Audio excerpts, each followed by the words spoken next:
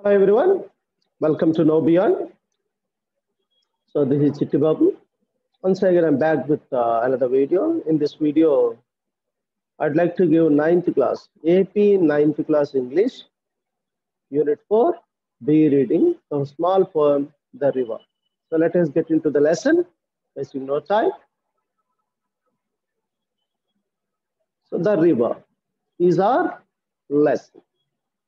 So reading B, we are talking about. Reading below the river అనే small poem గురించి మనం మాట్లాడుకుంటున్నాం. So ఏమి ఇచ్చారు ఈ పోయంలో అనే దాని గురించి ఇప్పుడు మనం will discuss. Yeah, let's see. We're talking about be reading the river. River little river అంటే చిన్న చిన్న రివర్ అనమాట. అంటే లిటిల్ రివర్ అని అంటే ఇక్కడ it is talking about the beginning of the river where it started. మనం రివర్ స్టార్ట్ అయినప్పుడు చూసినట్లయితే చిన్నగానే ఉంటుంది, పెద్ద చెరువులాగే, చిన్న చెరువులాగాను పెద్ద చెరువులాగాను ఉంటుంది తప్ప ఇంత ఓవర్ఫ్లో అయ్యేటటువంటి రివరే మనకు పెద్దగా కనిపించదు. Where it has started but after passing through many areas, అవి different streams adjoin the stream. ఎప్పుడైతే రివర్ని జాయిన్ అవుతాయో అప్పుడు అవి పెద్దగా అవుతూ ఉంటుంది. అని ఏదైనా రివర్ బిగినింగ్ లో చూస్తే అది చిన్నగానే ఉంటుంది. Bright your sparkle on your way, నీ దారిలో చక్కగా మెరుచుకుంటూ చక్కగా. It is so bright, sparkling, like shining on its way towards the ocean. Over the yellow pebbles dancing, నీ మీద పసుపు రంగు ఉన్నటువంటి పెబుల్స్ అంటే ఇప్పుడు సన్ షైన్ పడినప్పుడు, మూన్ షైన్ పడినప్పుడు చక్కగా మెరుస్తూ ఉంటాయి. ఆ పెబుల్స్ బుడగలు వేస్తాయి కదా, నీటి బుడగలు మెరుచుకుంటూ చక్కగా ఎల్లో కలర్ లోకి షైన్ అవుతూ ఉంటాయి, different colours. Through the flowers and foliage glancing, పువ్వుల్లో నుంచి ఆకులు చెత్త చెదారు చక్కగా ఏదో ఒక అందంగా వెళ్ళిపోతూ ఉంటుంది అనమాట, చక్కగా పారుకుంటూ. Like a child at play, అలా పారేటటువంటి ఆ చన్నటి ఆ నది ఎలా ఉంటుందంటే ఒక చిన్న పిల్లాడు ఆడుకుంటే ఎంత అందంగా ఉంటుందో అంత అందంగా ఉంటుంది. బిగినింగ్ ఆఫ్ ద రివర్ అంటే ఇక్కడ లిటిల్ రివర్ అనేది river in the beginning where it started. ఎక్కడైతే నది స్టార్ట్ అయిందో అక్కడ స్టార్ట్ అయ్యేదాన్ని లిటిల్ రివర్ అని పోల్చాడు. దాన్ని దేనితో పోల్చారు పోయిట్ అని చూసినట్లయితే ఈ చిన్న పిల్లవాడి ఆటతో పోల్చారనమాట. అది చక్కగా అందంగా ఉంటుంది. ఆ పువ్వుల నుంచి, ఆకులు అలమల నుంచి అలా కాలువలాగా పారుకుంటూ వస్తుంది. అందులో చక్కటి పెబుల్స్, నీటి బుడుగులు కూడా డాన్స్ చేస్తున్నట్టుగా చాలా అందంగా ఉంటాయి అని చెప్తుంది. ఇది మొదటి స్టాంజా. ఇప్పుడు రెండో స్టాంజా చూసినట్లయితే రివర్ స్వెల్లింగ్ అంటే స్వోలిన్, పెద్దగా అయిపోయింది అనమాట, బాగా పెద్ద అయింది.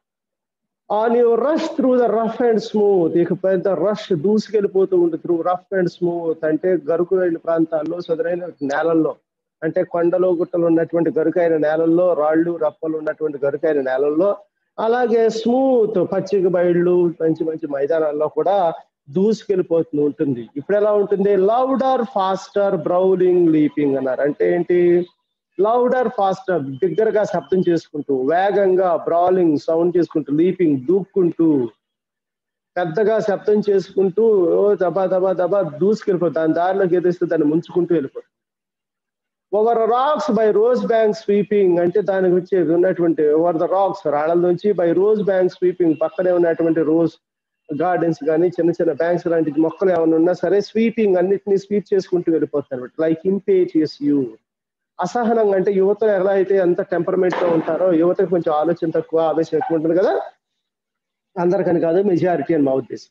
ఇక్కడ అలా అసహనం కలిగినటువంటి యువతలాగా ఇది కూడా ఏం చేస్తూ ఉంటుంది? దూసుకెళ్ళిపోతూ ఉంటుంది.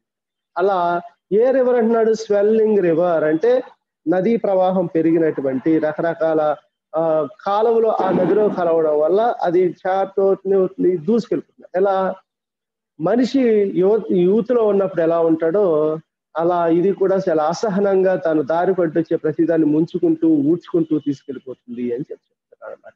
ఇది సెకండ్ లెసన్ లో. అంటే మొట్టమొదటిగా రివర్ ని చైల్డ్ తో పోలిస్తే, రెండోదిగా రివర్ ని దేంతో పోల్చాడు పోయేట్?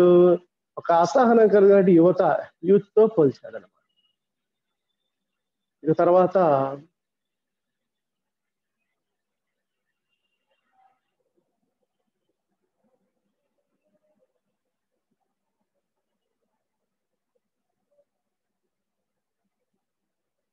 రైట్.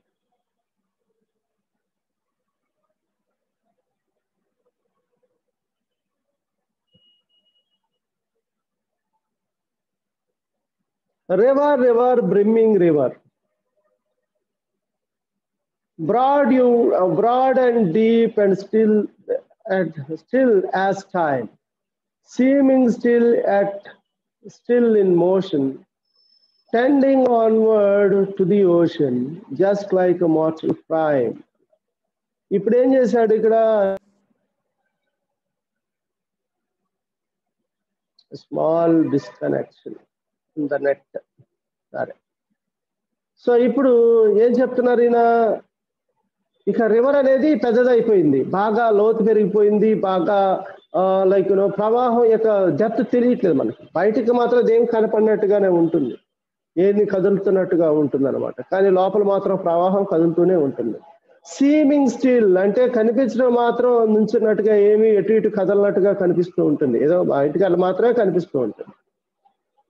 ఓకేనా? Seeming still yet still in motion, కానీ లోపల మాత్రం కదలికలు జరుగుతూనే ఉంటాయి, ప్రవాహం కదులుతూనే ఉంటుంది. టెండింగ్ ఆన్వర్డ్స్ ద ఓషన్, ఎటు వెళ్తుంది ఈ ప్రయాణం అంతా? ఒక ఓషన్ దగ్గర ఉంది. జస్ట్ లైక్ మార్చల్ ప్రైమ్, ఎలా అయితే వ్యక్తి ఒక సపోజ్ ఇప్పుడు ఈ దేని పోల్చారంటే person in the middle age, ఒక లైఫ్ ఎక్స్పీరియన్స్ వచ్చిన తర్వాత మనుషులందరూ ఎలా కనిపిస్తారు?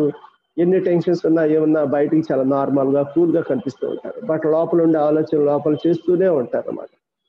అలాగే ఇది కూడా మార్చల్ ప్రైమ్, మనిషి ఎలా అయితే తను టువర్డ్స్ డెత్ అనేది ప్రయాణిస్తూ ఉంటాడో, ఇది కూడా ఎటు ప్రయాణిస్తుంది? ఓషన్ వైపు ప్రయాణిస్తూ ఉంటుంది అనమాట. వెళ్ళి ఓషన్ లో కలిసిపోతే తను అల్టిమేట్ డెస్టినీని రీచ్ అయినట్టే. మనిషి కూడా అంతే, ఎవరు ఎన్ని ప్రయాసాలు పడ్డా, ఎంత కష్టపడ్డా, చివరికి death is the ultimate like destination to every one. ప్రతి ఒక్కళ్ళు చనిపోవాల్సింది. ఇది కూడా it is a mortal prime. What is the mortal prime of river? Is nothing but an ocean. వెళ్ళి ఓషన్ లో కలిసిపోవటం లేదా సీలో కలిసిపోవటం. అలా తను కూడా కనిపించడం మాత్రం స్టిల్ గా కనిపిస్తుంది, ఎటు కదలనట్టుగా కనిపిస్తుంది, కానీ లోపల మాత్రం కదులుతూనే ఉంటుంది. అంటే ఒక మిడిల్ ఏజ్డ్ మ్యాన్ కొంచెం ఎక్స్పీరియన్స్ తోటి మనిషిలాగా ఉంటుంది. ఎట్లా పోల్చాడు అనమాట ఆయన. అంతే. తర్వాత river river headlong river down you dash into the sea. Headlong river అంటే ఎనకమాల తలుండి, ఎదర తలుండి వెనకమాల పెద్ద తోకలాగా ఉండదు, పెద్ద పొడుపు అయిపోతుంది. అప్పటికే కొన్ని వేల కిలోమీటర్లు, 100 కిలోమీటర్లు రివర్ పెరుగుతూ వస్తూ ఉంటుంది అనమాట. ఈ పెరుగుతూ వస్తూ ఎంతో పెద్దదైనటువంటి ఈ నది ఎన్నో శాఖోపశాఖలుగా విడిపోయి ఎక్కడ కలుస్తుంది? Dash into the sea, వెళ్ళిపోయి ఒక్కసారిగా సముద్రంలో టప్పని కలిసిపోతుంది. Sea that line hath never sounded, ఇక ఆ తర్వాత సీకి శబ్దమే ఉండదు, చనిపోయిన వ్యక్తిలాగా ఎక్కడో అయిపోతుంది అనమాట ఇక. And sea that sail hath never rounded, ఎప్పుడైతే మహాసముద్రంలో కలిసిపోతుందో, కలిసిపోయిన సముద్రంలో తను మొత్తం సముద్రంలో మొత్తం తిరుగుతుందా లేదని, ఇట్ హ్యాస్ నెవర్ రౌండెడ్, అట్లా వచ్చేదనమాట.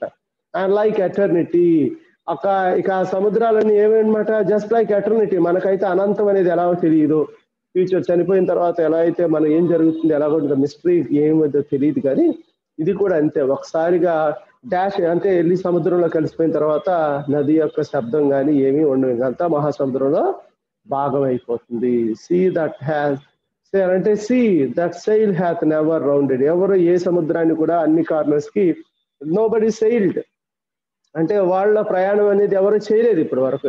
ప్రపంచంలో ఎవరైనా సరే ఏదో నదులు కొంతవరకు ప్రయాణించే తప్ప మహాసముద్రాలు ఎవరి కార్నర్ లో ఏముందనేది ఎవరికి ఇప్పటికీ తెలిసే అవకాశం లేదు, ఎప్పటికీ తెలిసే అవకాశం కూడా లేదు. అలాంటి సముద్రంలో ఈ నది కలిసిపోతుంది అలాగనమాట. అంటే ఒక చిన్న ఫస్ట్ స్టాంజాలో ఒక చిన్న పిల్లవాడి ఆటలాగా ప్రవాహం బిగినింగ్ లో, అంటే ఈ నది బిగినింగ్ లో ఎలా ఉంటుందో రాశారు. తర్వాత రెండో స్టేజ్ లో బాగా పెరిగినటువంటి ఉగ్రరూపం దాల్చినటువంటి రివర్ ని ఇంపేటిస్ తో పోల్చారు. మూడో స్టాంజాలో ఒక మిడిల్ ఏజ్డ్ మ్యాన్ తో పోల్చడం జరిగింది అనమాట. అంటే అది బయటికి చాలా కామ్ గా కనిపిస్తుంది, కానీ లోపల ఉండే ఆలోచన లోపల ఉంటాయి.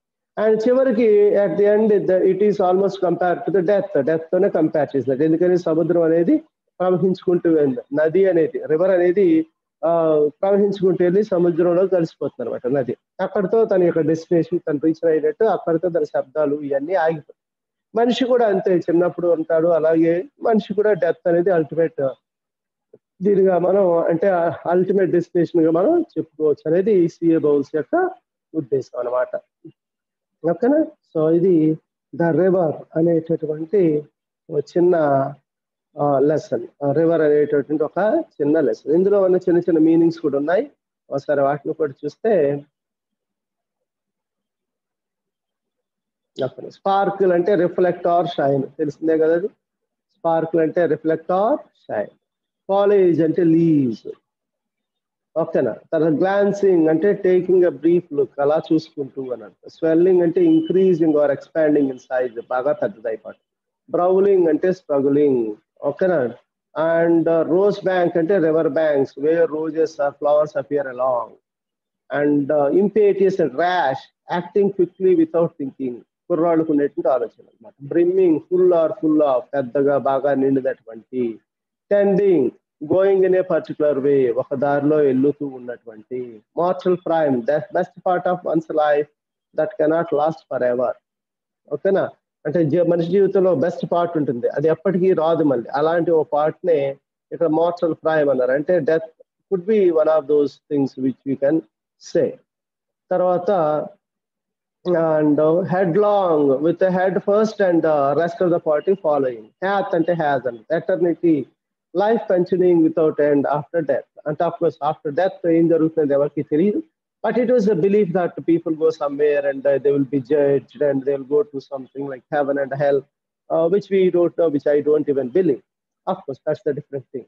అది ఇక్కడతో మనకి రివర్ అనే లెసన్ లో ఉన్నటువంటి concept. So hope you like the video. So thank you very much.